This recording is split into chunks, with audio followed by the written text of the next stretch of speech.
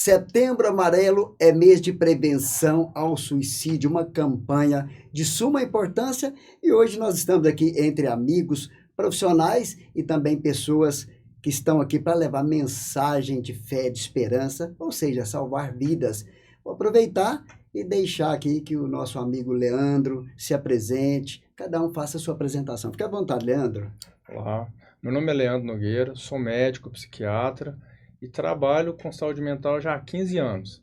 E hoje aqui nesse convite especial, entre pessoas que cada um vai contribuir com alguma informação, nós vamos levar um pouquinho de conhecimento sobre a campanha e sobre o tema suicídio. Bom, nossa amiga Daiane está presente. Daiane, se apresente aí e fala da importância que é esse podcast para nós, gente, para muitas pessoas que estão sofrendo, estão precisando de ajuda. Olá, eu sou a Daiane Silveira, sou psicóloga clínica e quero agradecer a todos os envolvidos nessa campanha Setembro Amarelo, onde nós vamos levar conscientização e principalmente acolhimento, porque falar de vida é falar de amor. E o Setembro Amarelo ele vem para lembrar o quanto a vida é valiosa, mesmo nos momentos desafiadores. Acreditar que o estar vivo é aquilo que nós precisamos para recomeçar. Todas as vezes que nós precisamos, às vezes, recuar de acordo com as nossas dificuldades e olhar para a vida com mais esperança. Marco Suel, teólogo, veio também contribuir com esse Setembro Amarelo. Olá, sou o pastor Marco Suel Araújo. Para mim é uma grande satisfação estar presente aqui, fazer parte desse momento maravilhoso. E eu acredito que hoje vamos ter um bom bate-papo sobre Setembro Amarelo. Se precisar de ajuda, é só pedir. Gente, que legal. Olha, eu quero aproveitar e agradecer, os nossos parceiros que fazem parte também dessa missão que é levar informação e prevenção ao suicídio. Quero agradecer a revista Perfil Médico, o Estúdio Pops, a Associação do Câncer de Uberlândia. E quando a gente fala em suicídio, as pessoas, às vezes elas têm até um tabu. Não vamos falar sobre esse assunto. E ao contrário, a gente entende que os números são reais e há uma importância muito grande para falar desse assunto, tá? Eu vou só dar uma pinceladinha aqui rápida, doutor Leandro, para a gente mostrar a importância desta campanha, viu?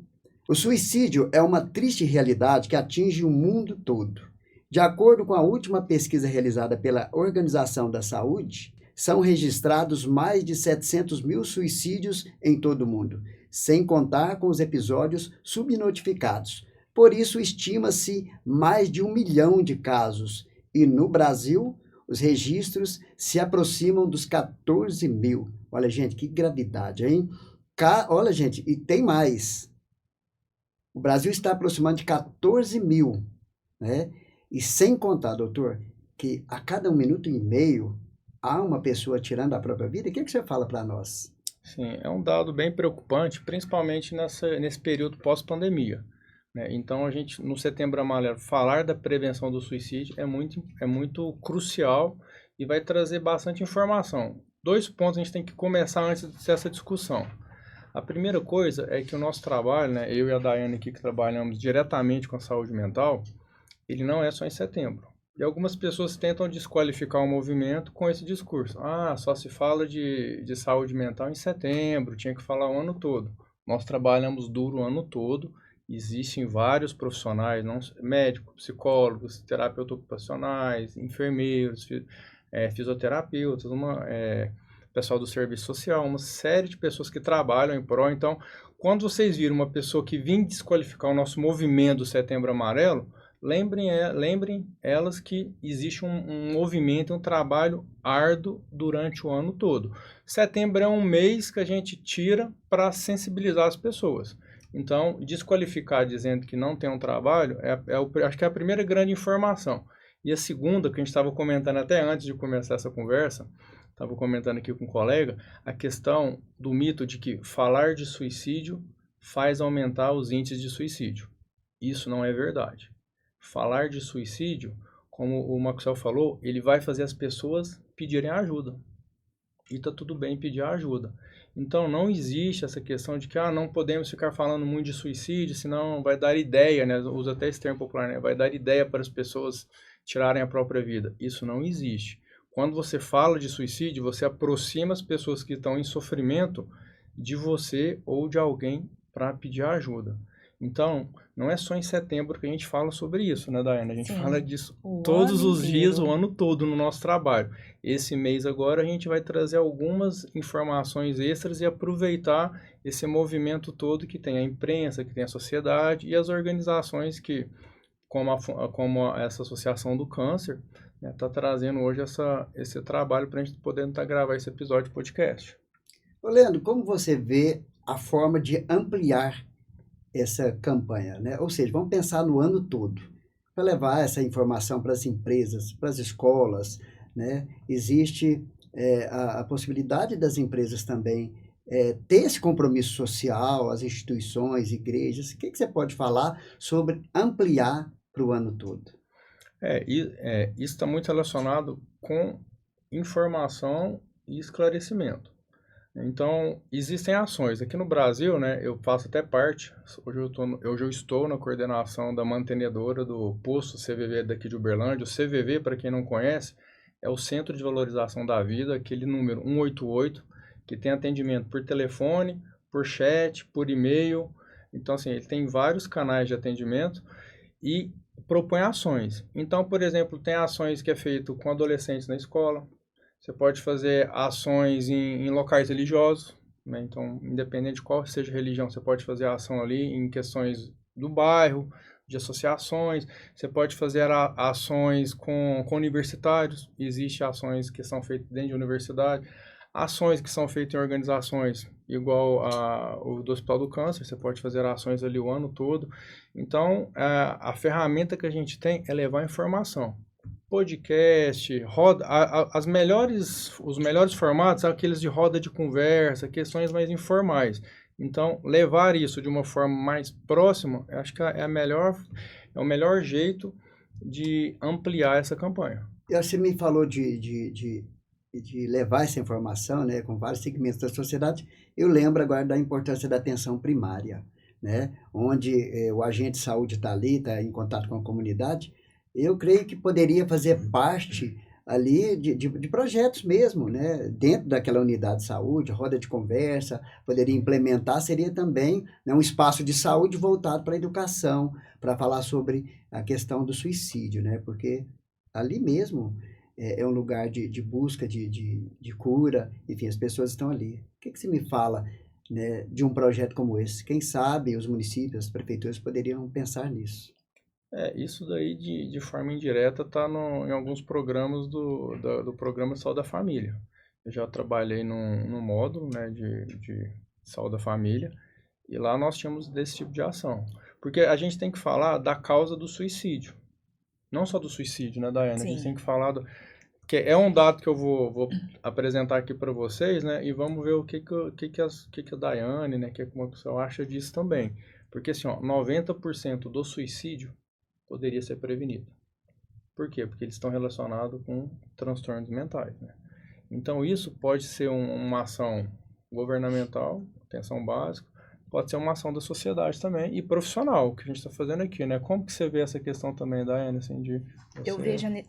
Desculpa, eu tô um pouco rouca. Eu vejo essa necessidade de esclarecimento, de desmitificar que o suicídio, muitas das vezes, é fraqueza, é a pessoa que quer chamar a atenção.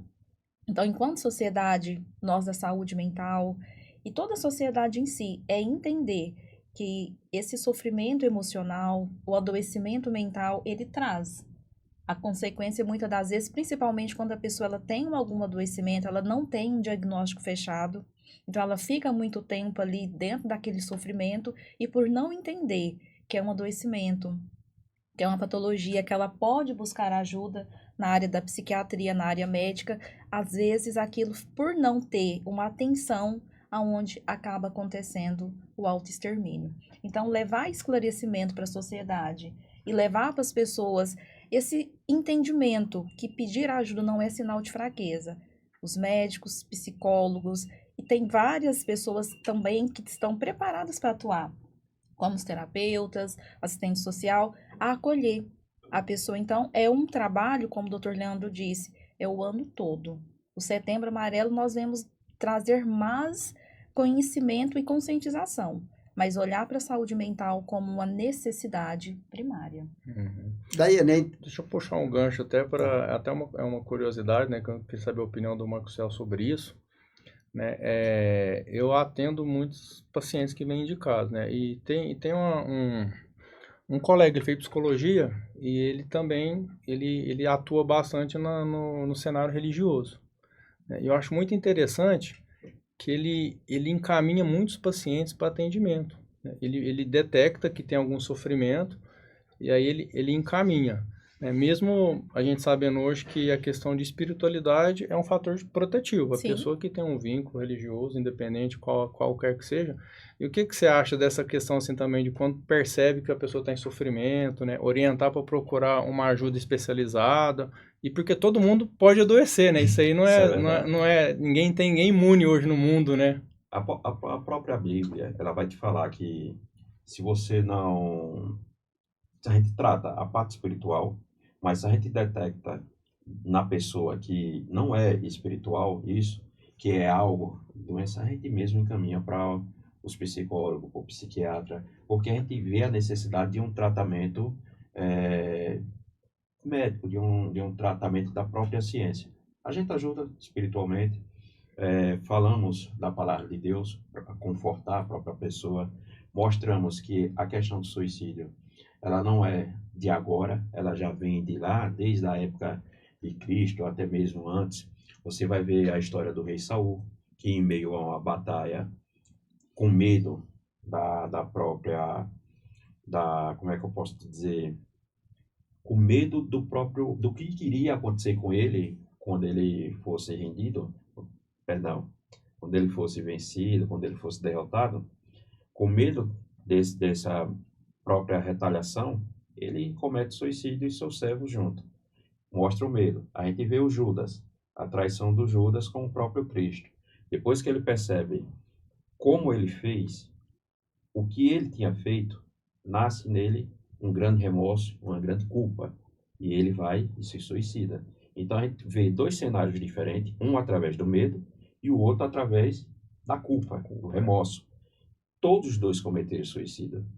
Você vai ver dentro da palavra, você vai ver pessoas religiosas que vão defender que alguns têm perdão, que pode ser perdoado, ainda que pode ser salvo, e outros vão defender que condenam a própria vida direto para o inferno.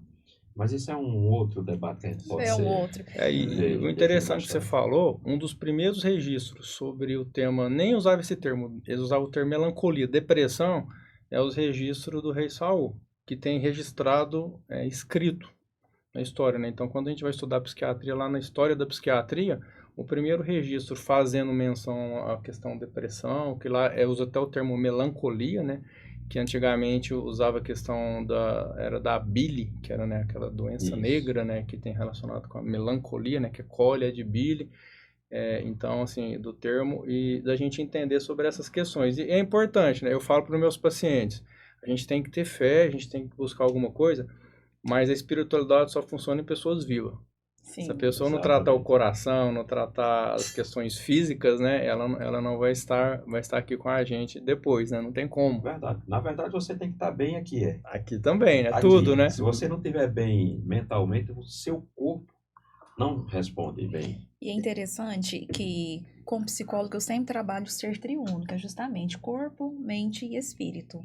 E o Maxwell trouxe algo muito interessante, quando o Saul ele começa a pensar o que iria acontecer no futuro. Que a gente vê muito isso hoje, que é a ansiedade, é esse sofrer pelo amanhã. O se, o será.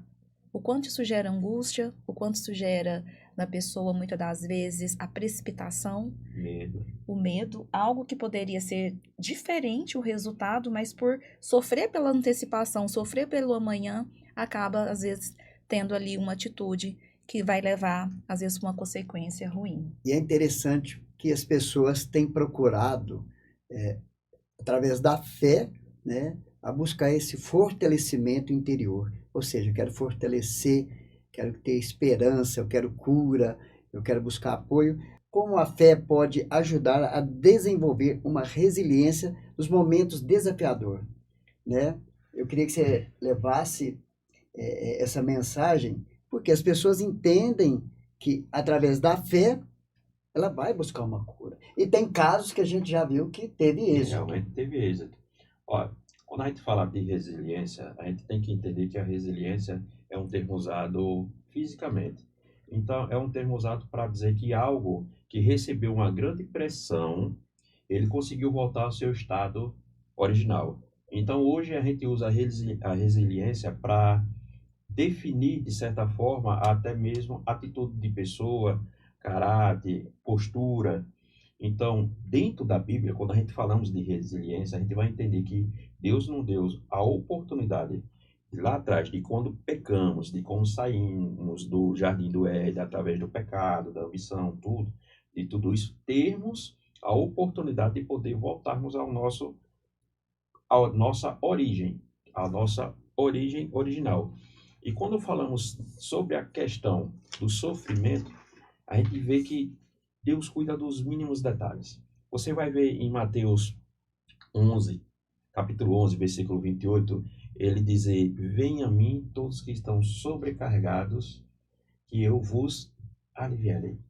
Então, ele vai falar praticamente do fardo que carregamos, do sofrimento que temos e sobre a questão de andarmos sempre carregando em nossas costas fardo até mesmo que não somos nossos. Porque pela própria questão de sermos controladores, queremos sempre controlar tudo. E com essa questão de controlar, por exemplo, você consegue controlar a hora que você vai tomar o seu banho, a hora que você vai sair, vai trabalhar. Você consegue controlar tudo isso, mas você não consegue controlar o trânsito que você vai pegar no decorrer do caminho, porque não é o motorista, não é você o motorista, é outro motorista. Você não vai conseguir controlar isso. E essa falta de controle traz para a gente uma determinada ansiedade. E a própria Bíblia vai te falar em relação a isso, lá em Filipenses capítulo 4, quando ela vai te dizer, a partir do versículo 6, não andeis ansiosos. Daiane, se uma pessoa que se sentia deprimida e pensava, né, em tirar a própria vida, e aí em um determinado momento ela passa a se sentir melhor, isso significa que o problema já passou? Ela melhorou? Porque há instantes atrás, ou em determinado tempo, ela tinha uma ideia suicida. O que você fala dessa mudança de comportamento? Odair, requer atenção. Dependendo da gravidade do quadro desse paciente, dependendo da patologia que ele vem tratando, ter uma melhora repentina nem sempre significa que ele de fato está curado. O paciente que ele tem ideação suicida, muitas das vezes ele carrega muita culpa, porque traz um sofrimento para a família. E muitas das vezes ele acredita que ele não vai conseguir fazer aquilo pelo excesso de cuidado. Então, muitas das vezes ele pode ter uma melhoria, sim, mas às vezes tem que ter muita atenção, porque pode ser uma falsa melhora, até para que as pessoas percam o foco dele para ele conseguir executar aquilo que ele tem em mente, que seria tirar a própria vida. Então, assim, tudo requer cuidado e atenção, não tem como generalizar, mas existe essa observação, doutor Leandro, ele pode também estar falando disso, o paciente, ele requer uma atenção, principalmente se ele teve, às vezes, alguma tentativa em um tempo perto dessa melhora, a família, quem está ali como rede de apoio, precisa sim ter uma atenção. E eu acho interessante você falar em atenção, eu quero até conversar com o Leandro sobre isso. Leandro, como uma pessoa, o familiar pode perceber, o amigo pode perceber que aquela pessoa está dando sinais, ela está, ou seja, opa, essa pessoa está querendo cometer um suicídio. Como a pessoa vai perceber isso no dia a dia, no cotidiano dessa família, dos amigos, no trabalho? Tem os sinais de alerta, né? Complementando isso que a Daiane acabou de falar, quando a gente começa também um tratamento com antidepressivo, a gente orienta a família e que às vezes o antidepressivo vai dar uma melhora para ela e essa melhora talvez é onde ela vai tentar tirar a própria vida.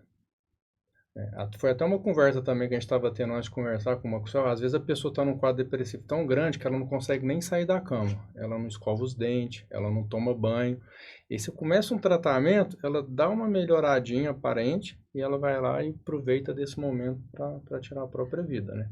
E quais são os sinais de alerta? A primeira coisa que eu gostaria de falar para as pessoas é que quem fala que vai tirar a própria vida, ela não quer chamar a atenção.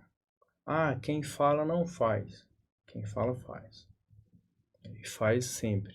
De cada 5 pessoas que falam que vai tirar a própria vida, 5, 4 tentam, né? 4 vão tentar, vão ser o que a gente chama de tentantes, e entre 1 e 2 vão conseguir tirar a própria vida. Então a gente não pode falar assim, essa pessoa está blefando, né? Está querendo chamar a atenção, não. Se uma pessoa verbalizou para você, penso em tirar a minha própria vida, e são pensamentos fortuitos. Vem assim, estou dirigindo, eu acho que está tão ruim, vou jogar meu carro. Pensei em jogar meu carro na frente de um caminhão. Ou às vezes mora numa coisa com altura, já pensei em pular da janela. Isso são indícios. Então a família tem que estar alerta que se a pessoa começar a verbalizar que pensa em dormir e não acordar, pensa em desistir de tudo, né, ela precisa de ajuda. Isso é um sinal de alerta, né? Ninguém fala isso para chamar a atenção. E não é uma forma de chamar a atenção. Quem quer chamar a atenção, falar que quer morrer, que quer tirar a vida? Isso é sofrimento. Então, o próprio falar dela é um pedido de socorro. É o pedido de socorro. Justamente. E a gente tem que estar atento. Ela só quer tirar a dor que está dentro dela. Exatamente. E não está vendo solução para isso, a não ser tirar a sua própria vida. Na verdade, ela não quer tirar a vida. Porque nós temos um instinto natural, que é de preservação da vida. Só que a dor, o Max só falou de culpa. Às vezes a pessoa sente culpa. Às vezes ela sente um peso para a família. É tão grande que a opção que ela vê ali é acabar com a própria vida, e que é contra a questão natural. Tanto relacionada à ciência, relacionada às questões culturais, né, com algumas exceções, as questões espirituais. Assim, ela vê que o fim é terminar com a vida, mas é para terminar com o sofrimento. Por isso que 90% pode ser prevenido. E é interessante, Daiane, porque na campanha passada a gente foi conversar com um familiar, né? Estávamos eu, você, mais uma pessoa que estava falando conosco, né, sobre a campanha, né, sobre um episódio que ela viveu com o ente querido. Lembra bem desse fato para nós? E é justamente isso, esse mito que quem fala não faz. E infelizmente isso ainda é um mito e ele é muito difundido na sociedade, que quem está falando só quer chamar atenção. Nós entendemos que é um pedido de socorro. É um pedido de socorro. Aconteceu esse fato que nós tivemos conhecimento, uma senhora de 94 anos, e ela falava para a filha todas as manhãs que queria voltar para a casa dela, que sentia saudade da casa dela. E acabou que a filha não conseguiu entender que aquilo era um pedido de socorro. E um dia, isso foi o genro que nos contou essa história, inclusive está até gravada, lá no perfil médico, Associação do Câncer. E uma manhã ela acordou e falou para a família, hoje é meu último café. E a pessoa não deu nem crédito. A pessoa não acreditou, porque ela já vinha falando aquilo já há alguns dias. Hoje vai ser nosso último café. A filha não acreditando, ou talvez não entendendo a gravidade, aquela senhora acabou, naquela manhã, tirando a própria vida. E provavelmente muitas histórias se repetem dessa forma. Então, esse é um mito que ele precisa ser desconsiderado da nossa sociedade. Quando uma pessoa ela fala, às vezes ela não vai falar diretamente eu quero morrer, ela pode falar que vontade de dormir não acordar, sumir, que vontade de sumir, desaparecer, que vontade de desaparecer. É um pedido de socorro que muitas das vezes passa batido para a família. Então, assim, que nós possamos ter mais atenção, escutativa. E entender que muita empatia, que aquele familiar ou aquele amigo, aquela pessoa que vem de um sofrimento emocional, ela de fato, ela está precisando de ajuda. E quem estiver também passando por alguma situação, como Maxwell disse, inclusive é o tema desse ano, se precisar, peça ajuda. E é interessante, Leandro, que você falou de sinais e alerta. Geralmente uma pessoa que tem uma vida muito ativa, vai para a faculdade, passeia, tem uma vida, de repente ela passa a ficar mais fechada no quarto, mais conectada. E isso já é um sinal, porque a pessoa tinha uma vida, de certa forma, muito corrida, né? Movimentava. E, de repente, essa pessoa parou. O comportamento dela está só no quarto, ela está o tempo todo ali. A gente tem que entender que a gente não vê o que a pessoa está sentindo. Existe um vídeo que está viralizado hoje que mostra pessoas 1 mês, 3 semanas, 2 semanas, um dia antes do suicídio, que estão na rotina normal da vida. Ah, olha que Ninguém, interessante. às vezes a pessoa não percebe sobre isso, né? E a gente não sabe do sofrimento. Às vezes a gente fala da depressão funcional. Aquela pessoa que faz tudo, mas faz tudo com um sacrifício muito grande, no automático, na correria, né? Uma pessoa falou, na correria. E às vezes, do nada, ela tenta tirar a própria vida ou consegue tirar a própria vida. Então, assim, a gente tem que saber o que a pessoa está sentindo. E ninguém sabe só de olhar. Ah, você não tem cara de deprimido, você não tem cara de quem está ansioso, mas a gente não sabe o Às que a vezes pessoa ela está sente. sorrindo por fora, mas está triste por dentro. E uma coisa importante, né, que eu acho que é um mito que a gente pode conversar aqui hoje, né, é da questão que transtorno mental, né, ansiedade, depressão, não é porque a pessoa não tem uma fé, não é falta de Deus, né? Tem um vídeo, não sei se todos aqui já viram, que o CVV até publicou esse vídeo, que é um depoimento do padre Fábio de Mello, que ele fala quando ele pensou em tirar a própria vida. E quem conhece a história dele, ele é um estudioso da teologia, Sim. formado em teologia, tem um cargo importante dentro da instituição ministério religiosa que dele. ele tem, e ele fala sobre isso. E ele falava assim, não era falta de Deus. Eu tinha uma doença, a depressão, e enquanto eu não busquei a ajuda, ela estava ali presente. E às vezes eu atendi um paciente, Marcelo, eu não sei se já aconteceu com você, que a pessoa chegou para mim e falou assim, ó, eu tenho vergonha de ir na igreja porque eu não posso sentir isso. Eu falei, não, pelo contrário, né? Se é lá um lugar que você se sente bem, você não tem que sentir vergonha, você tem que buscar as coisas que te dá prazer, atividade física, começar a fazer um tratamento, e se lá te dava prazer, você tem que ir e não sentir vergonha, né? E Deve não acontecer sentir. isso com vocês, né? Às vezes a Já. pessoa ficar, nem querer ir mais no lugar porque ela acha que ela não é merecedora de estar ali. Eu já atendi várias situações dentro da igreja mesmo, onde você olhar e a pessoa sentir vergonha de dizer que está depressiva porque é cristão. Eu já vi relatos de pastores, homens de Deus, pessoas que estudam a Bíblia constantemente, pessoas que estão ali o tempo todo pregando, falando do amor de Deus, e vai lá e comete suicídio. Existem relatos de pastores também que cometem suicídio. Olha, gente, Então, isso é uma coisa que está cada vez mais crescendo.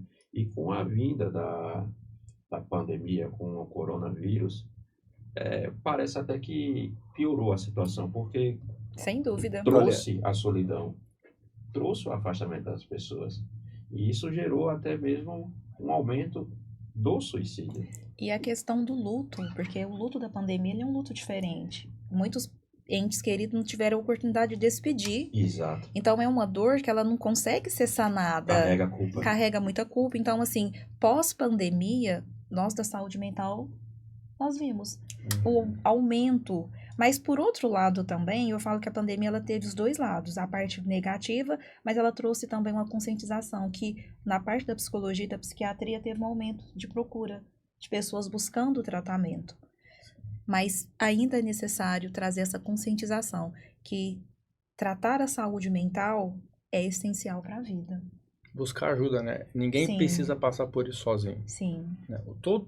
Eu falo que tem jeito para tudo, só não tem jeito para a morte. O dia que chegou o dia de você morrer, isso aí a gente não controla, né? O pessoal falou dos controles, né? O que está reservado para a gente, dependendo da sua crença, o dia que a gente tiver que ir, a gente não controla. Agora, enquanto a gente está aqui, a gente pode pedir ajuda para tudo. A gente pode pedir ajuda para questão física, emocional, questão espiritual, tudo. Você não precisa passar por isso sozinho. Por isso que levar informação... Isso aqui Sim. que a gente está fazendo vai chegar em tantas pessoas e a gente vai conseguir levar informação e ajudar muitas pessoas. Isso aí vocês podem ter certeza. E essa questão, as pessoas falam, né? Às vezes o próprio familiar está ali, ela olha para a pessoa, isso é... Como é que se falam, gente, na conversa da família? Frescura. Isso é frescura, você está com Quer chamar frescura. atenção? Não, vai trabalhar, vai caçar uma coisa para você fazer. Então, isso, gente, é muito grave. Então, outra questão também, que tem que realmente mudar a história das pessoas na forma de pensar e de olhar o outro com empatia, como você disse, por exemplo, é falta de Deus. A gente teve o exemplo do padre Fábio, né? Ou seja, ele é o próprio ele é a própria pessoa que ama a Deus, adora, né? Dá exemplo O maravilhoso. sacerdócio dele de- é falar de É Deus. falar de Deus. Então, vai faltar Deus para um homem desse? Não, jamais falta Deus. Até o nosso outro padre, gente, como é que ele chama? Marcelo. Isso, gente, lembrei bem, ó, lembramos bem, né? Padre Marcelo Rossi, um exemplo, né, de um De homem. superação. Hã? De superação. Operação. Superação, ou seja, ele ficou doente, uma depressão profunda, Sim. quase levou à morte. E aí, é falta de Deus, gente? Será que. Acho que uma coisa legal da gente trazer é sobre os transtornos mentais, que às vezes as pessoas não sabem disso. A gente estava conversando com você, inclusive, né? Os transtornos mentais, eles alteram neuroquimicamente o nosso corpo. Então, a pessoa que está deprimida, ela produz menos neurotransmissores do que uma pessoa que não tem depressão. Uma analogia, o diabético, o que acontece com ele? O pâncreas não produz insulina. Então, dependendo do tipo de diabetes, você tem que tomar insulina todos os dias. Você pode fazer atividade física, você pode ter a sua questão da espiritualidade, você pode ir no Não vai melhor, alterar. você pode ir no melhor endocrinologista do mundo, você pode fazer qualquer coisa. Se você não usar insulina, o seu corpo não vai responder. Alguns transtornos mentais, né, a grande maioria deles, quando vem com agravamento, você tem uma alteração ali neuroquímica. E hoje é comprovado, por exemplo, que a psicoterapia, ela altera a estrutura cerebral também. Aquela regularidade toda vez, uma vez na semana, às vezes duas, dependendo da gravidade, Sim. naquele momento que você está ali usando ferramentas ou técnicas, você está mudando estruturas, tá liberando neurotransmissores. Não é só um medicamento. Então, fazer uma atividade física, você fazer a terapia, você ter seu vínculo com a espiritualidade, você fazer coisas que você gosta, Trazer né? sentido à Trazer vida, sentido. trazer alegria. Tudo isso é tratamento, porque às vezes a pessoa acha que o tratamento é só ir no psiquiatra e tomar Só toma medicamento. medicação, não é? Isso pode ser uma parte do tratamento, mas não é o todo, A né? pessoa tem que tirar aquele tempo para ela E própria, o que né? a pessoa tem que entender? Se o seu único tratamento, vamos pensar no suporte, é o medicamento, e o dia que você esquecer de tomar, e o dia que você não tiver dinheiro para comprar, você vai cair. Eu tomo medicamento, eu faço terapia, eu tenho meu vínculo lá com a minha espiritualidade, eu faço meditação, eu ajudo o próximo. Olha o tanto de suporte que você tem. Uma hora, algum desses suportes vão faltar. E falta, não tem jeito. Você vai ficar doente, você não vai conseguir ir na academia. Mas você tem seus outros suportes. Sim. Seu psicólogo entrou de férias, a gente tira férias, né? É Você verdade. vai ficar um mês sem terapia, você não vai cair por causa disso. Então a gente tem que ter os vínculos, né? Você mudou de cidade, você ainda não encontrou aqueles hábitos que você tinha, tá tudo certo. Então, assim, a gente tem que criar vínculos, né, e suportes para não depender só de uma coisa. Doutor, fala-se muito em neurotransmissor, né? Para muitas pessoas, elas perguntam, poxa, o que é neurotransmissor? É bem científico, né? Vamos entender assim. E você explicaria para as pessoas que estão acompanhando, né? Para a pessoa entender. Quando se fala hipertensa, você sabe, né, o que é a hipertensão. Mas eu não sei se é uma descoberta nova da medicina, ou se já é Isso antiga, já é antigo, assim. já é antigo, mas explica para as pessoas o que é o neurotransmissor. Tudo que rege a mente, vamos pegar o pensamento, isso é material. Leandro, como assim o pensamento é material? Explica melhor, doutor. Vamos fazer um exercício aqui, né? Com quem tá na mesa aqui, né? Esses colegas que estão acompanhando aqui nos bastidores, Já- quiser fazer, né? Bastidores. Vou pedir para todo mundo fechar o olho, né? Ficar relaxado, né? Vamos fechar o olho. Quem sentir à vontade, quem não quiser fazer, tudo bem. Você vai imaginar você entrando na cozinha da sua casa. Lá é um lugar que você conhece, então você está abrindo a porta lá da cozinha, né? Entrando na cozinha, e aí você vai abrir a geladeira, né? Vai ver as coisas que tem na geladeira, e você vai ver que lá na gaveta, lá embaixo, onde ficam as verduras, tem limão. E você vai pegar um limão desse. Aí você pegou, levou lá na pia da sua casa, né? Você sabe a cor da pedra que tem a pia lá da sua casa. E aí você lavou, né? A gente lava o alimento antes. Você abriu a gaveta, onde ficam as facas, e você pegou uma faca específica, você tem o hábito de pegar ela, você sabe a cor do cabo dela, e você começou a partir ali o limão. Então, quando você parte o limão, a primeira sensibilidade que vem é o cheiro dele. E você está sentindo o cheiro do limão, sentindo esse cheiro. E aí você partiu, você espremeu o limão num copo. Tem gente que gosta de beber puro, tem gente que gosta de fazer um suco, e você... Antes de fazer qualquer coisa, você pegou o limão puro e pôs na boca. E sente ele ali, ó, aquele gosto. Não tem limão aqui. Eu tenho certeza que quem conseguiu relaxar salivou, sentiu o cheiro do limão. Isso é uma sinapse nervosa que você tem ali no cérebro, né? Agora a gente pode ir já voltando aqui, que é onde um neurônio encontra com o outro e libera neurotransmissor. Dopamina, serotonina, noradrenalina. Então, isso é uma coisa física. Então, isso aqui que aconteceu, isso aí é um condicionamento que você tem. Então, tá vendo que o pensamento, ele é físico? Ele também é material. Que interessante. Ele é material. Aí, E o neurotransmissor é isso. É essas substâncias que precisam levar um impulso elétrico de um neurônio para outro. Quem tem depressão, produz que é a menos. conexão, no caso. Que é a conexão. Aí que interessante. Aí você vai para dentro da palavra. Se da forma como você falou, você vai lá em Provérbios, capítulo 4, versículo 23, vai me dizer que a minha vida vai proceder de tudo aquilo que o meu coração tiver cheio. Quando ele fala o termo coração, ele não está falando especificamente do coração, mas ele está falando especificamente daquilo que está gravado em sua mente, daquilo que você está atraindo para a sua mente. Se você traz energias boas, bons pensamentos, se você retém boas lembranças, é isso que vai estar guiando a sua vida, é isso que vai estar Isso motiva a viver. o seu caminho de Motivação. vida. Agora, se você traz pensamentos ruins, derrotas, autocríticas, aquela sensação de ser aceito constantemente, então você vai seguir um outro caminho. Se encaixa perfeitamente naquilo que o senhor está acabando Vamos de pegar a falar. questão da desestruturação familiar. Se você tem uma casa onde as pessoas só gritam, só falam palavrões, só se ofendem, não tem como você ter uma questão ali de uma saúde tanto física quanto emocional, porque o cérebro está condicionado àquela coisa ali de questões ruins. Aquelas pessoas que ficam assistindo o dia inteiro noticiário, só com Tragédias. ela tá mandando essa coisa pro pensamento dela, né? E ela vai adoecer e vai ficar doente, porque eu mostrei aqui para vocês que a gente está gerando sinapses, novas conexões ali cerebrais. Então, se você se conecta com coisas boas, você vai produzir boas sensações. Se você conecta com coisas ruins, que é a questão do câncer.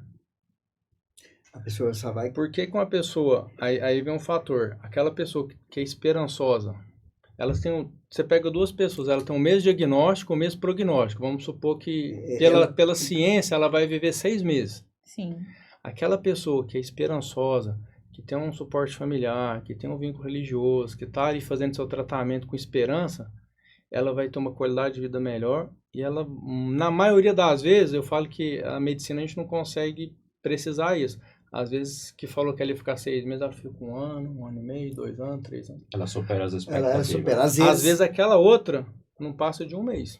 E é incrível interessante. pensar sobre isso, sobre o pensamento. O poder do pensamento, eu sempre falo que é a tríade do poder, que é pensamento, emoções e alguma ação ou reação. Pegando esse gancho, na Associação do Câncer eu atendo um paciente que paciente em estado já paliativo, e o médico disse para ele, você tem 20 dias de vida. E o sonho dele era ser pai, o bebezinho dele tinha apenas 3 anos. E quando ele pega esse diagnóstico, esse prognóstico fechado com 20 dias, ele acessou nele algo chamado esperança, chamado fé. E ele falou para mim durante a terapia, ele falou assim, olha, já que eu tinha 20 dias, eu escolhi viver da melhor forma possível. Com o filho. Eu falei, eu vou ser o melhor pai, eu vou ser o melhor filho, eu vou ser o melhor esposo. E já tem 5 anos que ele vive os últimos 20 dias dele. Move A montanhas, força- Marcelo. A Move. força consegue do ver pensamento, a A fé esperança. move E é isso que tem que ser montanhas. trazido dentro da questão do Setembro Amarelo. Justamente. A esperança. A Que há a esperança. possibilidade de reverter o seu quadro que você se encontra. Porque, me corrija se eu estiver errado, mas quando a gente fala de suicídio, a pessoa que tende ao suicídio, que pensa num suicídio, ela praticamente ela está com entre um labirinto de emoções. Eu costumo falar, Maxwell, que é os 3D: desesperança, desamparo e desespero. Então, esse 3D, ele gera na pessoa justamente esse labirinto. Ela olha, ela não vê saída. Ela não consegue acreditar que existe algo depois existe disso. um caminho. Sim. Então, quando a pessoa ela consegue acessar um estado emocional que vai promover nela a resiliência, qual foi falado, a esperança, trazer para ela a inteligência emocional, entender que aquilo é um pensamento, porque tudo começa com o pensamento. O Dr. Leandro demonstrou de forma incrível o poder do pensamento. Eu senti o limão.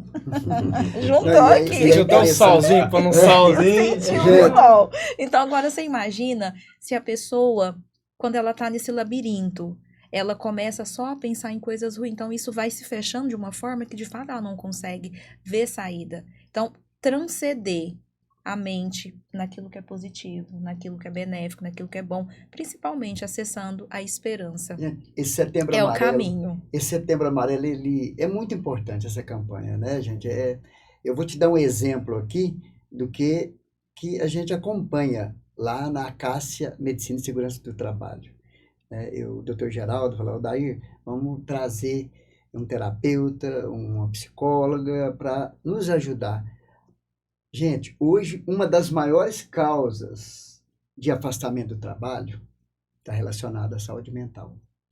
Um grande número de trabalhadores, né, vão lá para o INSS. Está tendo muitos conflitos. Aí entra naquele momento que você falou, como está esse ambiente familiar, né? As pessoas têm que passar a amar mais, a ouvir mais, a ter mais empatia, a mudar o comportamento. Será que eu estou sendo um bom pai, uma boa mãe, um bom vizinho? Nós precisamos, eu acho que uma das palavras que define essa caminhada para a busca da saúde mental seria conhecer as nossas emoções, né? Lidar com essas emoções, manter esse auto-amor e também olhar o próximo com empatia e saber que você está convivendo com muitas adversidades, culturas diferentes. Ou seja, nós podemos pensar que nós podemos desenvolver, cada um de nós, uma inteligência emocional. Sim. O que você me fala sobre isso? Até eu quero que o Maxwell fale sobre isso também, Leandro. Acho interessante vocês dois falarem. Por quê? Eu quero ser mudado, Deus, na minha oração. Deus, eu quero ser mudado, eu quero ser uma outra pessoa. Já que você puxou um link aí com o Maxwell, vou pegar uma reflexão que ele fez antes. Ótimo. É a questão do controle. Então, saibam disso. Ninguém controla as emoções. Ninguém controla sentir medo, ninguém controla sentir raiva, ninguém controla sentir ficar feliz. Nós controlamos o que a gente faz com as emoções. Se eu sentir medo e for ficar debaixo da minha cama sem sair, eu controlo ficar debaixo da minha cama. Se eu sentir raiva e quebrar as coisas, ou no trânsito xingar uma pessoa, eu vou ter as consequências daquilo. Agora, se eu sentir raiva, entender que aquilo é um sentimento de raiva, que em vez de eu xingar a pessoa, eu vou entender talvez que ela está num dia difícil, que aquilo aconteceu. Então, nós nunca vamos conseguir controlar as emoções. Aquela pessoa que fala, eu controlo minhas emoções, ela não sabe o que ela está falando. Isso é verdade. Mas nós controlamos aquilo que nós fazemos com o que a gente sente. Talvez esse é o maior desafio hoje da humanidade, né? É controlar o que a gente faz. Então, se você está com sintomas de depressão, de ansiedade, né? E você resolve que você não vai fazer tratamento, que você não vai buscar ajuda, você nunca vai conseguir controlar aquilo. Agora, o que a gente faz com a frustração, a gente está falando de frustração aqui antes, né? Eu não lembro com quem que era que eu estava falando de frustração, né? Que hoje está tendo muito adoecimento que a pessoa não consegue lidar com uma perda, acho que foi qual daí? Com uma perda, né? Morreu um ente querido. Isso, nós falamos até de um caso de uma amiga, uma conhecida. O luto, você vai sentir tristeza. Agora, o que você vai fazer com a tristeza? O que vai fazer, Maxwell? Você vai entregar? Você tocou num assunto que eu costumo dizer, que existem 3 situações que todo ser humano vai passar na vida. Medo, uma hora ou outra, nós vamos sentir medo. A pessoa mais corajosa do mundo vai ter medo uma hora. Medo. Uma hora ou outra você vai ter medo. E frustração, uma hora ou outra, alguém vai te decepcionar. E geralmente quem vai te decepcionar são as pessoas mais perto de vocês, mais perto da gente. Por quê? E aí como lidar com isso, hein? São pessoas que pensam uma vez diferente de nós. E estão erradas? Não. Cada um tem uma forma de pensar. E a outra é dor. Todo mundo, uma hora ou outra, vai passar por uma dor. De uma perca, de um luto, de uma situação financeira. Todo mundo, uma hora ou outra, vai sentir dor na vida. São as 3 fases que eu digo que todo mundo passa. Mas o que o ponto-chave da coisa que eu digo é o que é que você vai fazer com isso. O que realmente você vai fazer com isso? Que caminho você vai seguir? Se você escolher seguir um caminho de derrota, de tristeza, De vícios, né? de vícios, de culpa, de se autonegativar, de ficar o tempo todo dizendo que é uma vítima, vai ser isso que você vai viver. Mas se você escolher pegar essas 3 situações, pegar aquilo que você pode ter como aprendizado, aquilo que você pode pegar para dizer, não, isso eu não vou fazer mais, isso não me fortalece, isso não é bom para mim, e você usar aquilo para aprender, você cresce. Você cresce espiritualmente, você cresce profissionalmente, você tem a oportunidade de ajudar pessoas, porque você já passou por aquilo, pelaquela situação, e você vai entrar justamente em um sistema chamado resiliência novamente. Porque você vai sair de um estado de muita pressão e vai conseguir voltar ao seu estado natural. E dessa vez, melhor. E você falou uma coisa que eu queria que a Daiane falasse pra gente, que a psicologia trabalha muito isso, né?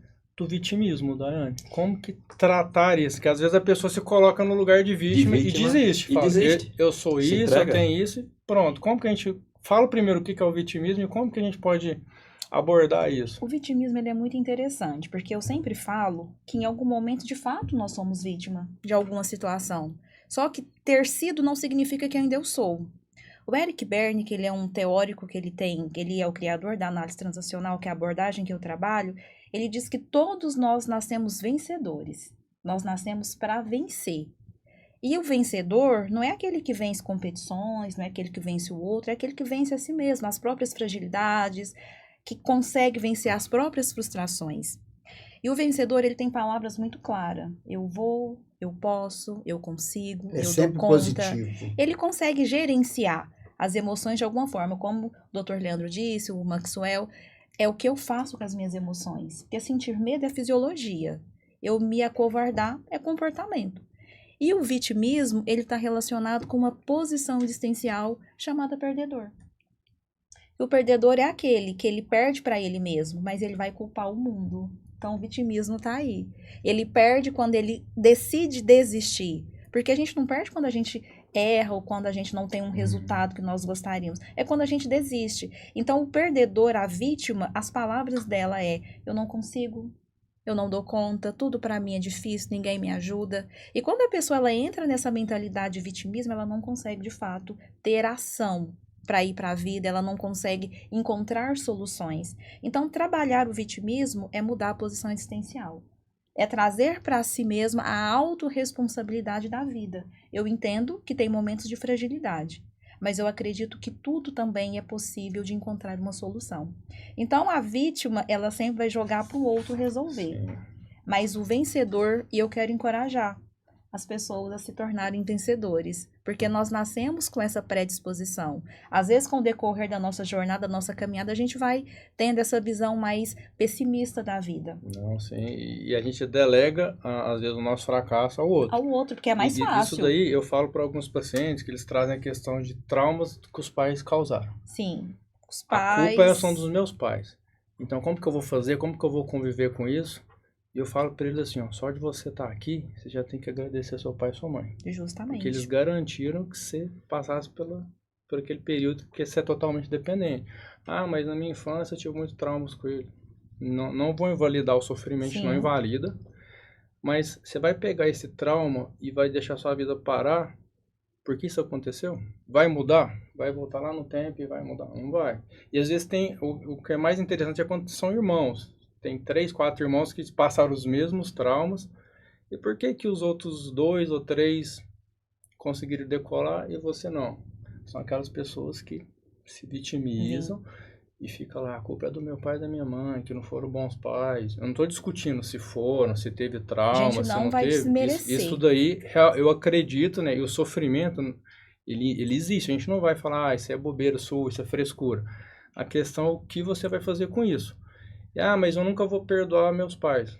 Não precisa perdoar, mas lembre-se que você só está aqui porque você tem um pai ou uma mãe e eles te proporcionaram A estar vida. aqui, a vida. Inclusive, Isso já é um motivo para você já começar a tirar um pouco dessa revolta. Eu não sei se Perfeito. vocês lidam muito com isso, mas eu sempre tento buscar isso e falar com meus pacientes sobre isso, né? De não fica focado só nisso.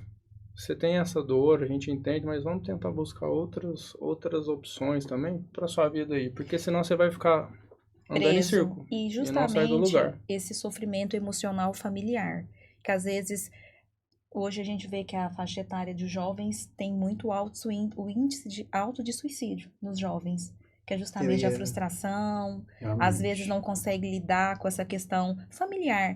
E eu sempre trabalho essa questão dos pais, porque é as nossas raízes. Ali tem muitas dores, de fato, em algumas famílias, dependendo do contexto, mas ali também está a nossa origem. E eu indico sempre um livro que ajuda muito, Onde Estão as Moedas? Porque na terapia, a maioria das pessoas chega com demanda com os pais. E quando a gente entende o que são essas moedas, aonde estão as moedas, quando a pessoa encontra as moedas, que é a própria vida, aquilo que os pais já deram. Agora, como adulto, o que eu faço com isso? Então, ajuda muito a pessoa a tirar aquele sofrimento emocional e entender que a autorresponsabilidade ainda é dela. Então, vamos liberar os pais um pouco da culpa? E eu sou um estudioso também, né? Tava conversando Com o Lira com o hoje. Lira aqui, que é do estúdio aqui, que tá Ó, cedendo o Estúdio gentilmente. Pops hoje Estúdio Pops, né? fazendo essa ação de cidadania, Cidadania. colaborando com a saúde mental. Sim, e a gente tá falando exatamente sobre isso, né? E dessa questão de entendimento, né? Então eu gosto muito de estudar, né? E se eu falar, agora é o inverso, né? Se eu falar alguma coisa que esteja fora, né? Vocês me corrijam, né? O evangelho, o significado é relato, né? Então o evangelho de Cristo é o relato da vida de Cristo, Da vida de Cristo. né? E dentro quem é cristão, né? Dependendo da religião que seja, né? Lá fala, a gente tá falando dos pais, fala assim, honrarás teu pai e tua mãe. E ele não Verdade. fala assim, honrarás se seu pai e sua mãe forem bons, se eles fizerem tudo que você... Fala que você tem que honrar e ele não põe condições. Justamente. Então, se teve o trauma, se teve alguma coisa, se você é cristão, se você não for, você nem precisa, nem leva essa discussão, porque não precisa ser. Às vezes tem pessoas que gostam do budismo, ou são agnósticas, não estão Isso. vinculadas a uma fé.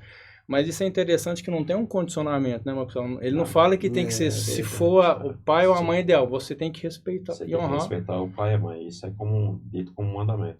Se você for para os 10 mandamentos lá dados por Deus, os quatro primeiros vai falar de Deus. Não Não matarás, né? Amar a Deus sobre todas as amar coisas. Deus sobre todas as coisas.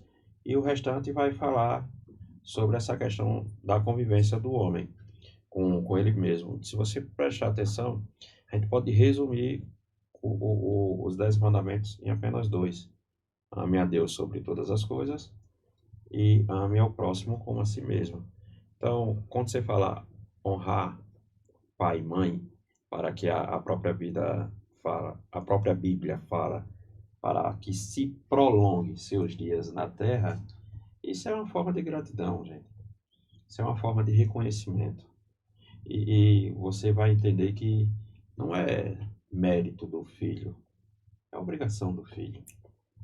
E eu queria até fazer uma pergunta para o Leandro aqui. A Daiane até explanou um pouquinho sobre o assunto, né? Os jovens, né, hoje estão assim, eu creio que os jovens hoje, eles estão tendo uma vida totalmente diferente, né? Nós brincamos, a gente aproveitou a vida de um jeito, e o jovem hoje está muito conectado, as pessoas estão muito conectadas, principalmente o jovem, com Isso jogos, aqui também, né? celular. É uma prisão, né? Isso, hoje nós quatro estamos conversando aqui, o doutor Lira está ali acompanhando, está interagindo conosco de lá, e as pessoas mandam energias boas, enfim, mas os relacionamentos foram se perdendo, né? Hoje, vamos pensar que nós quatro somos da mesma família, convivemos na mesma casa, e aí o Leandro está lá conectado, Daiane está lá, cada um está numa plataforma, está vendo uma coisa, e mal se cumprimenta. Isso também gera um prejuízo muito grande, né, na saúde mental desse indivíduo, não é isso, Leandro? Olha, às vezes os pacientes relatam para mim que eles conversam com os familiares dentro da casa pelo WhatsApp. Ah, Isso é inadmissível. Não Você tem está no contato seu físico. quarto, você não sai do seu quarto, ir lá na sala, ir na cozinha ou no quarto do seu irmão ou dos seus pais para falar. Isso aqui é quando a gente está à distância. Então, por exemplo, né, hoje tem a telemedicina, ela deve atender. Então, hoje eu consigo levar atendimento para a pessoa que está... Hoje eu atendi uma pessoa que mora numa cidadezinha perto de Santarém, que lá mal tem um clínico geral. Hoje ela pode ter um atendimento especializado, então não é ruim. é benéfico. Agora, em as certos crianças, né, em vez de estarem brincando, né, podendo interagir com outras crianças, ou brincar de correr, fazer as coisas, fica só preso nisso, o excesso. A gente tem que falar do pontos. O excesso. excesso de tela. O excesso de tela. Não que Excesso de tela. não, a tela, ela é uma tela. O que a gente faz é a mesma coisa da enxada. Você pode pegar uma enxada e matar uma pessoa com a enxada. Mas você pode arar a terra, plantar. Então não é um instrumento, é o que você faz dele. Então hoje as questões das telas, em excesso, de forma patológica, elas trazem prejuízo para as crianças, para os adultos, para as relações familiares. Imagina isso. Você não comunica com a pessoa que está dentro da sua casa. Você manda uma mensagem. Aí a pessoa não sabe conversar na rua. Se ela não sabe conversar dentro de casa, como que ela vai conversar com as pessoas na rua, na escola? Tudo de forma mecânica. Aí usa isso aqui. Você, então vai chegar no ponto que a pessoa está na rua, em vez de elas se cumprimentarem, vai ter um QR Code, ela vai lá pum, e manda uma mensagem. E fala com a pessoa. Olá. Então, assim, a gente está numa fase... Não, assim, eu sou um entusiasta da tecnologia. Adoro tecnologia, né? Então, quem me acompanha vai ver que a tecnologia faz parte até do meu trabalho, da minha vida. E o pai, ele acomoda. Ao invés da... Por que as pessoas não sabem esperar? Antigamente, na nossa... Não tão antigamente, não tá tão velho assim. Vamos falar assim, em outras épocas, a gente ia com nossos pais no banco. Você tem que esperar. A gente sentava e esperava. E a gente aprendia que tinha que esperar. Hoje, o pai vai com o filho no banco, a hora que ele começa a ter uma versão de esperar, o pai pega o celular. Vamos que assiste o desenho. Então, ela não aprende que esperar, ninguém gosta de esperar, mas você tem que aprender, porque uma hora a vida não vai dar o celular, não vai dar o tablet, e aquela criança que não entrou em contato com frustrações, né, a gente falou de frustrações, ela vai ter problema, porque a vida vem, não vai ter o pai e a mãe ali para dar um tablet, dar o celular, filhinho, espera aí, vai passar. Vai chegar uma hora que a vida vai vir e as pessoas estão adoecendo. Os jovens, eles não estão sabendo lidar com frustrações porque eles estão sendo privados dessas situações. A gente Justamente. quer evitar que aconteça. E tem que acontecer. Você falou sobre um caso. Nós estamos falando sobre a questão dos jovens, e até esses dias o Lira mesmo me mandou um vídeo sobre o bullying, né? Uma criança em São Paulo, não é isso, doutor Lira? Tirou a própria vida porque sofreu um bullying, né? Ou seja, a criança ela está em formação, está formando caráter, ela está formando, né, o ser ainda, e lidar com isso, a sociedade, eu creio que educadores têm que ter alguma ação, pensando no Setembro Amarelo, o que eu posso fazer para encerrar esse bullying, de que forma que nós podemos... O que você fala sobre isso, Leandro? Porque é uma realidade que nós estamos vivendo. Hoje as pessoas estão, principalmente o jovem, a gente viu nos Estados Unidos, a pessoa invade uma escola e sai matando as pessoas. Depois se mata ainda. Depois se mata. Recentemente, Mas já Lira, aconteceu fatos no Brasil também. Sim. recentemente aqui, ó, eu tô te falando de segunda ou terça-feira agora, dessa semana, a gente está entrando em Setembro Amarelo, e isso está acontecendo assim diariamente dos noticiários. Aqui em Patos de Minas, um jovem de 25 anos atirou na esposa e o filho, acho que 3 ou 4 anos, né? Se alguém estiver assistindo aí a nossa live, comente aí, tá? Pra gente corrigir alguma coisa assim. Foi muito rápido, eu vi os comerciais falando, aliás, eu vi os comentários das pessoas que assistiram e matou a esposa, a criança vendo, ele deu um tiro nele. Ele não morreu, tá em estado grave, aqui me parece que está na Universidade Federal, no Hospital de Clínicas.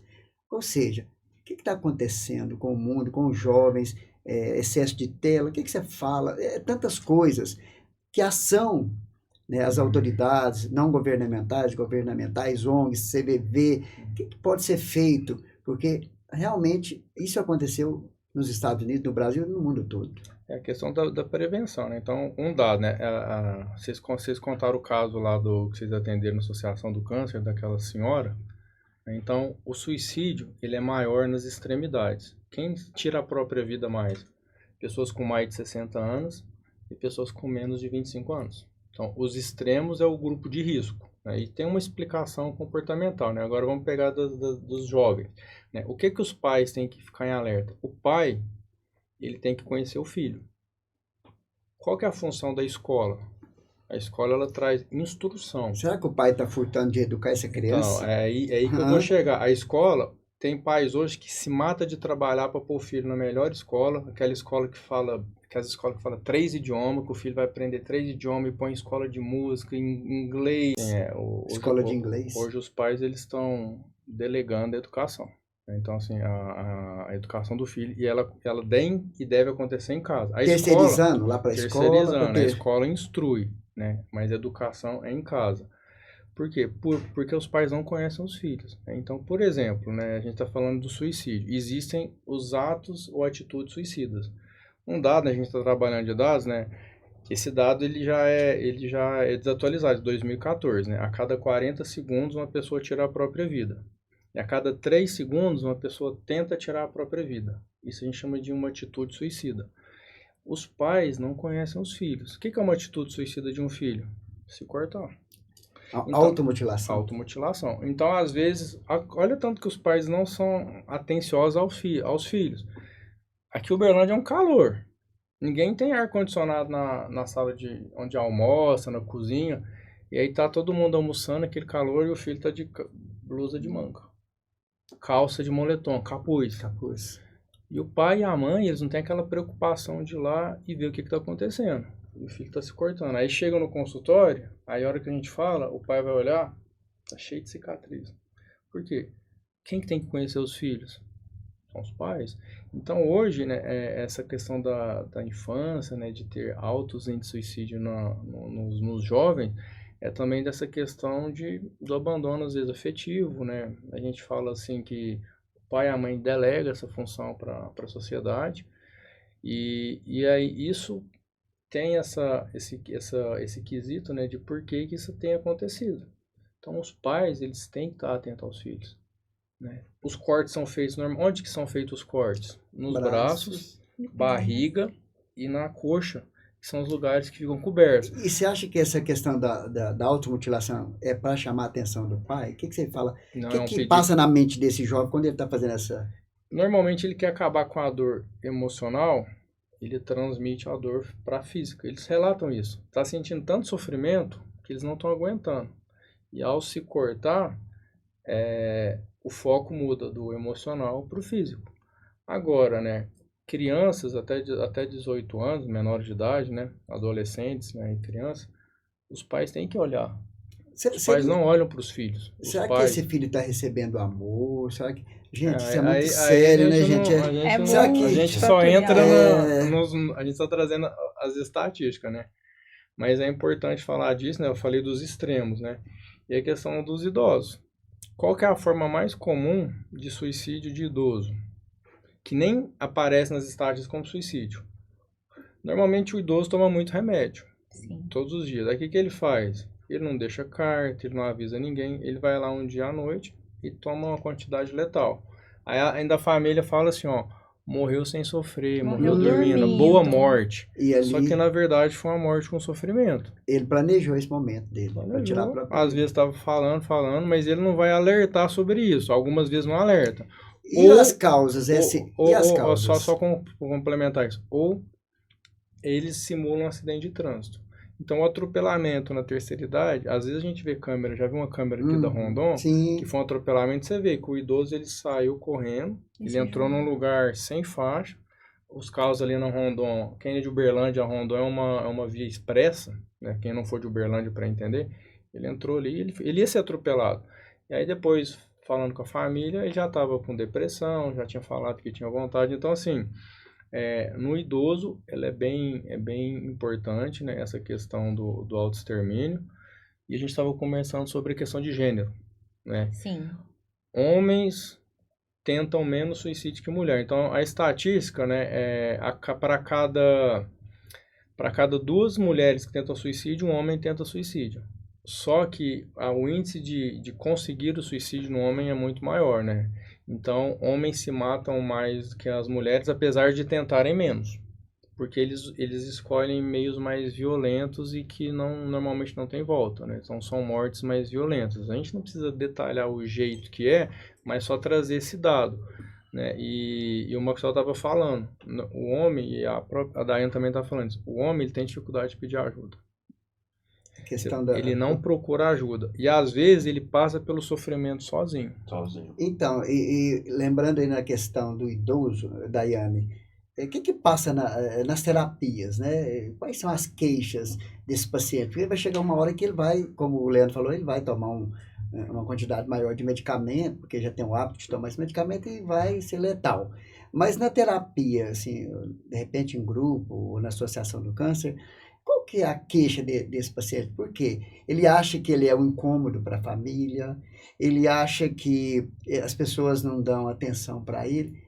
Quais são as queixas? O que você percebe, né? Para as pessoas até mudarem as atitudes nas famílias. As famílias têm, né, idosos em casa. Geralmente, quando se fala no idoso, as pessoas também querem logo levar para o asilo. Isso também causa um impacto emocional. Eu já vi casos de família que não é distante, não, viu, gente? Tá aqui, ó, por aqui, ó. Sou eu mesmo. Eu já ouvi casos das pessoas falar, olha, vamos organizar, vamos levar minha mãe para o melhor lugar onde tem toda uma estrutura, é bem acolhida, grandes profissionais. Eu falei, gente, vocês vão levar ela para a morte. E a pessoa já está no fim da vida, ela está nos cuidados paliativos, doutor.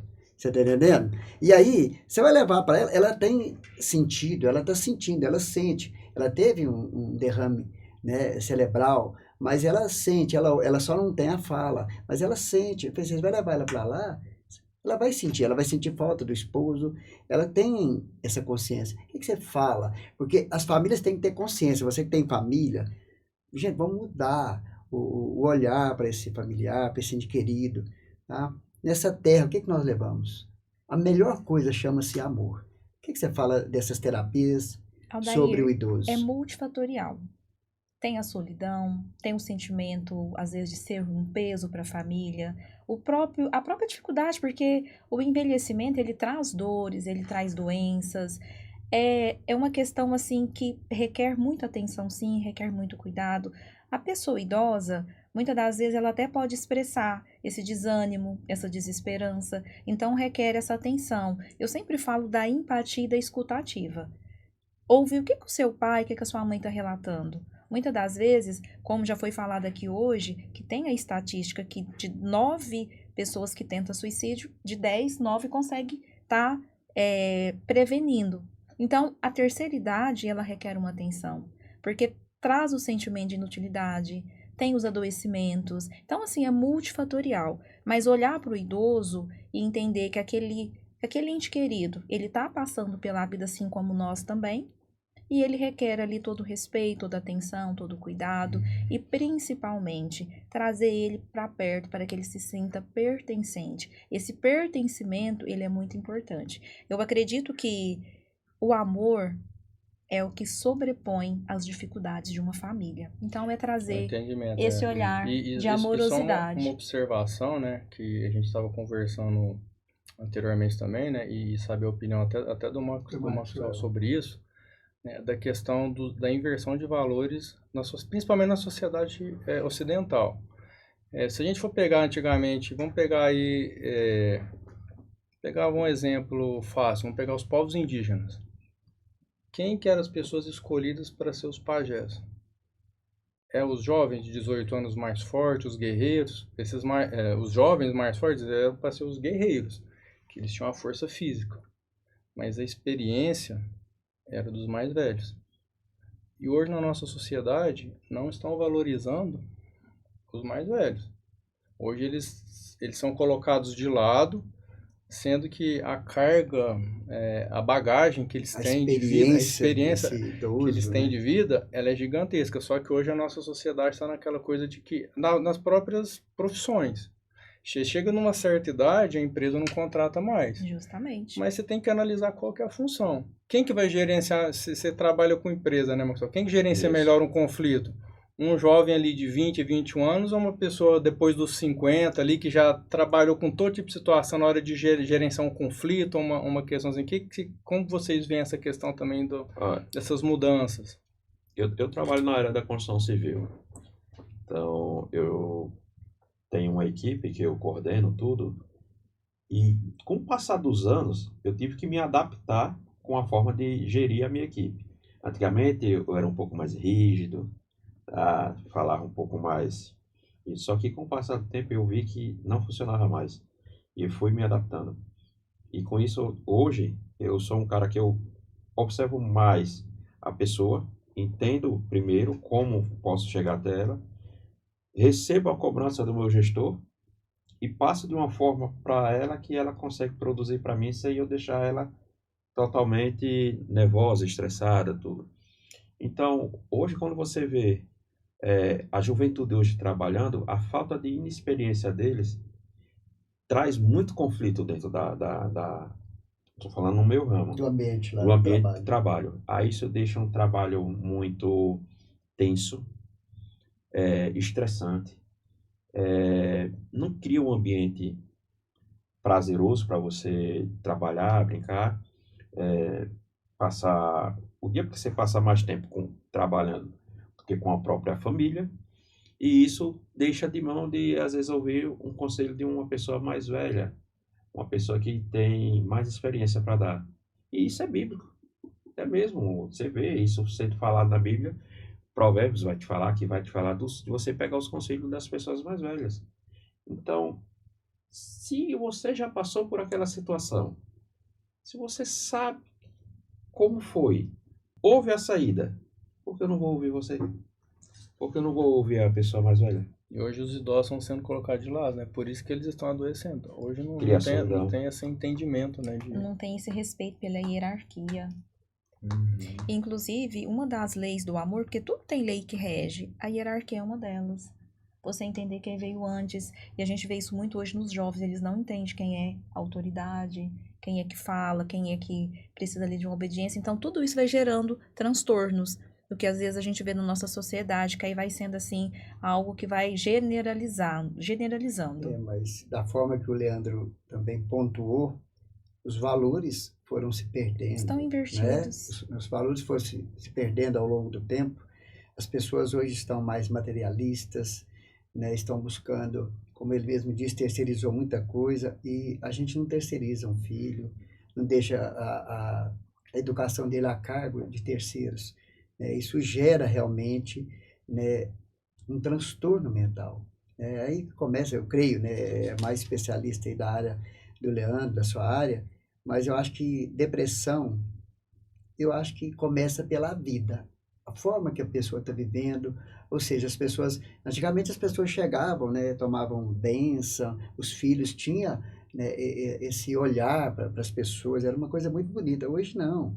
As pessoas, como o Leandro falou, eu estou conectado aqui, desculpa a expressão, se dane o mundo para lá, eu estou aqui, não tem comunicação, as pessoas não se abraçam mais, foram perdendo esses valores, né? Oi, como você está? Bom dia. A própria pandemia limitou, né? Pelo contágio do Covid, né? Não podia ter contato. E aí distanciou de verdade. E não voltou. E não voltou. Antigamente, as pessoas, na época do Covid, foram casamentos e mais casamentos, eu vi casos de casamentos que se acabaram ali, porque as pessoas não se conheciam. O marido trabalhava o tempo todo, o engenheiro, vou pegar aqui o engenheiro civil, vai para a empresa, trabalhava o tempo todo, chegava em casa só à noite, né? O doutor Lira tinha ações lá para fazer durante todo o dia, chegava à noite e chegava ali, cansado, virar para o outro lado. Aí a pandemia uniu. E aí não tinha saúde mental, não tinha inteligência emocional, nada que fizesse, né? Ou seja, só fez complicar. O mundo mudou depois da pandemia. E a gente está caminhando para o fim de tantas coisas, né? A gente só vê notícias ruins. Então, gente, a gente vai terminar esse bate-papo nosso, porque é um assunto macro, né? Falar de saúde mental, a gente tem que ficar aqui horas e horas conversando. Ficaria a noite toda falando, né? Então a gente vai encerrar. E assim, vamos deixar uma mensagem, né, para cada pessoa aproveitar esse mês que é preconizado pela Organização Mundial de Saúde, Ministério da Saúde, né, o Conselho também Conselho Federal de Medicina, é isso? Associação Brasileira de E Psiquiatria. Associação Brasileira de Psiquiatria. a associação. Então, gente, é lindo essa campanha. Será que nós devemos olhar para o próximo agora? De que forma? Como que nós devemos mudar a nossa história? Será que nós não podemos resgatar valores? Qual é a sua mensagem, Leandro? A minha mensagem é a questão de acolher. Então, se você vê que uma pessoa está em sofrimento, você não precisa ser médico, não precisa ser psicólogo, você não precisa ser profissional. Escutar você já está ajudando ela. E orientar ela a buscar a ajuda profissional. Então acolham, lembrem-se que a prevenção é possível, né? E essa prevenção ela só vai ser efetiva com a ajuda. Então Setembro Amarelo é um mês que nós trazemos informações e buscamos formas de prevenir e de auxiliar as pessoas que estão em sofrimento emocional. Então, meu recado seria esse para quem nos acompanhou. Daiane? Setembro Amarelo. Eu amo esse mês de setembro. Para mim é um dos meses mais bonitos, que está Primavera. relacionado à primavera. E eu sempre penso o que os dias difíceis nos ensinam. Nós estamos falando aqui de prevenção ao suicídio. E quando a pessoa está nesse momento de sofrimento emocional, é um dia difícil. É um dia que ela acredita que ali já não tem mais esperança. Os dias difíceis eles nos ensinam 3 coisas. A ter paciência. A paciência gera em nós experiência. E a experiência gera em nós esperança.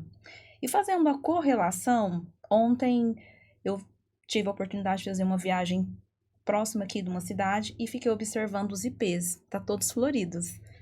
E eu vi muitos ipês amarelo. Eu fiquei pensando, gente, que árvore magnífica. Em meio a uma estiagem, muita pastagem queimada devido a essas queimadas que teve nesses últimos finais de semana, mas mesmo assim ela floresceu. Então, que os dias difíceis não tirem de nós a alegria de viver. Que os dias difíceis não venham tirar de nós a esperança.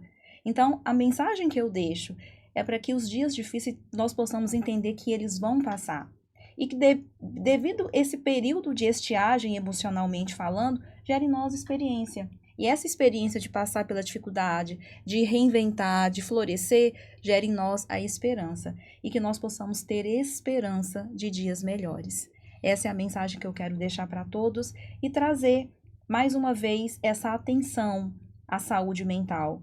Precisou? Peça ajuda. Não deixa para o último estágio, peça primeiro. E pensar que a medicina está aí para nos acolher, a psiquiatria, a psicologia, a parte da espiritualidade também é muito importante. Como seres triunos, corpo, mente e espírito conectados. Não adianta cuidar só do corpo, ou cuidar só da mente, ou cuidar só do espírito. Enquanto seres triunos, nós temos que estar integrados. Então, que nós possamos olhar para nós com mais amorosidade e para o próximo também, porque esse é um dos mandamentos. Amar a Deus, mas amar a si e o próximo. E que nós possamos transbordar em amor. Marcos Well, a gente sabe que a fé tem levado as pessoas a enfrentar os problemas, a estarem mais encorajadas para viver, né, os momentos difíceis. Qual é a mensagem que você deixa, né, para as pessoas que ainda têm esperança de uma vida melhor? E vida melhor nós não estamos falando de coisas materiais, nós estamos falando de vida, de não encerrarmos esse momento nosso, ou não interrompermos a nossa vida, ou seja, eu preciso seguir em frente, a minha missão eu vou cumprir aqui na Terra. O que você fala para as pessoas desse Setembro Amarelo sobre fé, resiliência, ressignificar, eu caí, eu vou levantar, o que eu posso fazer para viver meus dias com qualidade de vida? O que eu deixo de mensagem para vocês é o seguinte: Deus, ele é bom, perfeito e agradável. Deus não erra. Deus, ele não faz nada em vão. Então, quando você pensa em cometer suicídio ou comete o próprio ato, você está dizendo que Deus errou em ter criado você. E Deus, ele não errou em ter criado você. Você é uma pessoa especial, você é uma pessoa que tem um propósito. Então, você tem que entender que você não é um erro. Você é amado. Por mais que você não se sinta amado nesse momento, por mais que você olhe para seus pais, seus amigos e ache que eles te abandonaram. Mesmo assim, Deus está ali, olhando para você, cuidando de você dos mínimos detalhes. E só está esperando que você o busque. Só está esperando que você o olhe. Se você ver, parar um pouco para ler em Salmos, capítulo 121, você vai olhar um momento de angústia de Davi, mas você vai ver uma expressão dele magnífica. Uma expressão dele que nos encoraja até hoje. Para, se me permitir ler, em Salmos capítulo 21, em Salmos capítulo 121, a partir do versículo 1 diz: Olho para os montes e pergunto, de onde me virá o socorro? Meu socorro vem do Senhor, que fez os céus e a terra. Ele não deixará que você tropece. Aquele que protege não cochilará. Aquele que guarda Israel não cochila nem dorme. O Senhor, o seu protetor, o Senhor está ao seu lado, como uma sombra que o obriga. O sol não lhe fará mal de dia, nem a lua de noite. O Senhor guarda de todo o mal e protege a sua vida. O Senhor o guarda em tudo que você faz, e agora e para sempre. Então pense nisso. Deus não errou em ter criado você. Não se precipite. Se precisar de ajuda, é só pedir. Todos nós estamos aqui para te ajudar. Que Deus abençoe a sua caminhada. Deixa eu mudar o meu texto, que agora eu falei de acolhimento, mas acho que minha mensagem não foi de acolhedora, né? Vamos, na edição você tira minha mensagem final. O que eu deixo de mensagem do Setembro Amarelo, a gente falou de pensamento e de foco, é focar na vida, na valorização da vida. Então, no mês de setembro, em vez da gente falar só de morte, de coisas ruins, vamos fazer o inverso.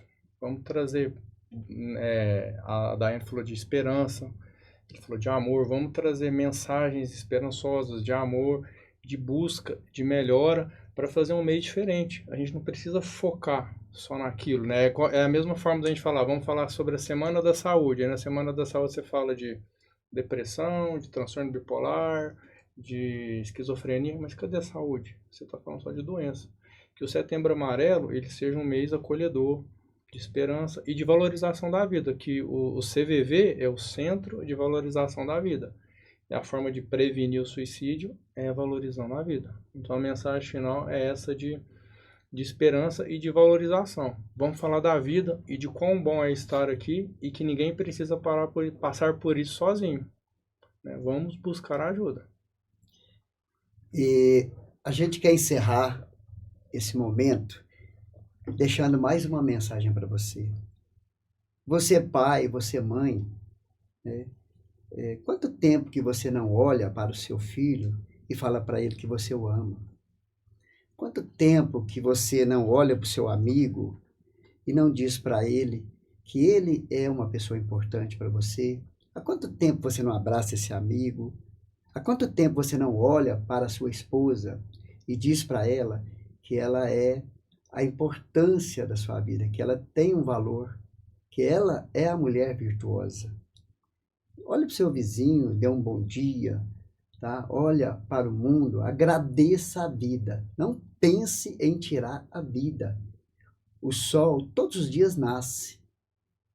Você pode ter uma noite longa, mas o dia vai amanhecer e vai te trazer grandes oportunidades. Não perca a esperança. Você já é mais do que vencedor. Você tem o maior presente que a vida. Então, quando chegar pensamentos suicidas, pensamentos tristes, desenvolva essa força interior que há em você. Não aceite esse pensamento. Tira da sua mente. Se está difícil tirar, foi falado aqui hoje, pode buscar ajuda. Você também que está perto de uma pessoa que está sofrendo, estenda as mãos. Olhe para o próximo, porque a dor do outro é a minha dor, é a sua dor. Que Setembro Amarelo possa ser janeiro, fevereiro, o ano todo. Que nós possamos mudar os nossos comportamentos. Podemos amar mais e viver com a maior fonte chamada amor. O amor, ele muda a sua história. O amor cura, o amor salva, o amor faz com que as pessoas vivam em harmonia. Essa é a mensagem do Setembro Amarelo, que nós tenhamos Setembro Amarelo o ano todo. Que o janeiro possa ser amarelo, possa ser verde, mas principalmente que ele seja vermelho, do amor que você possa transmitir. Quero aproveitar e agradecer, tá, carinhosamente Estúdios Pops, na pessoa do Dr. Lira, que gentilmente preparou esse momento de cidadania, deixou esse espaço para a gente levar vida e esperança para as pessoas.